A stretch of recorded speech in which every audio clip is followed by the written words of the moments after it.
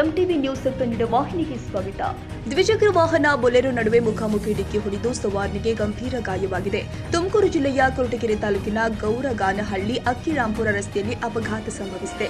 ಅಪಘಾತದಲ್ಲಿ ಗೌರಗಾನಹಳ್ಳಿ ಗ್ರಾಮದ ದ್ವಿಚಕ್ರ ವಾಹನ ಸವಾರು ಆದ ಚೇತನ್ 24 ವರ್ಷ ಹಾಗೂ ರಾಕೇಶ್ 23 ವರ್ಷ ಗಂಭೀರ ಗಾಯಗೊಂಡಿದ್ದಾರೆ. ಸ್ಥಳೀಯರ ಸಹಾಯದಿಂದ ಗಾಯಾಳುಗಳನ್ನು ಕೊರಟಗೆರೆ ಸಾರ್ವಜನಿಕ ಆಸ್ಪತ್ರೆಗೆ ದಾಖಲು ಮಾಡಲಾಗಿದೆ. ಗಾಯಾಳುಗಳಿಗೆ ಕೊರಟಗೆರೆ ಸಾರ್ವಜನಿಕ ಆಸ್ಪತ್ರೆಯಲ್ಲಿ ಪ್ರಥಮ ಚಿಕಿತ್ಸೆ ಕೊಟ್ಟು ಹೆಚ್ಚಿನ ಚಿಕಿತ್ಸೆಗೆ ತುಮಕೂರು ಜಿಲ್ಲಾಸ್ಪತ್ರೆಗೆ ರವಾನೆ ಮಾಡಲಾಗಿದೆ. ಕೊರಟಗೆರೆ ಸಾರ್ವಜನಿಕ ಆಸ್ಪತ್ರೆಯಲ್ಲಿ ಸಿಬ್ಬಂದಿಗಳ ವೈದ್ಯರ ಕೊರತೆಯಿಂದಾಗಿ ರಜಾ ದಿನದಲ್ಲಿ ಹಾಗೂ ಭಾನುವಾರದಂದು ಎಮರ್ಜೆನ್ಸಿ ಇರುವವರು ಪರದಾಡುವಂತಹ ಸ್ಥಿತಿ ಇದೆ. ಈ ಅಪಘಾತಕ್ಕೆ ಸಂಬಂಧಪಟ್ಟಂತೆ ಕೊರಟಗೆರೆ ಪೊಲೀಸ್ ಠಾಣೆಯಲ್ಲಿ ಪ್ರಕರಣ ದಾಖಲಾಗಿದೆ.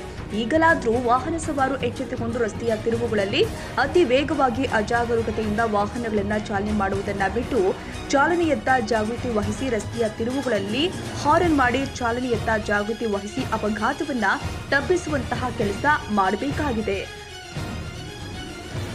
ತಾಜಾ ಸುದ್ದಿಗಾಗಿ ಎಂಟಿವಿ ನ್ಯೂಸ್ 24x7ಗೆ ಸಬ್ಸ್ಕ್ರೈಬ್ ಮಾಡಿ ಮತ್ತು ಬೆಲ್ ಐಕಾನ್ ಅನ್ನು ಒತ್ತಿ. ತಪ್ಪದೇ ಲಿಂಕ್ ಶೇರ್ ಮಾಡಿ.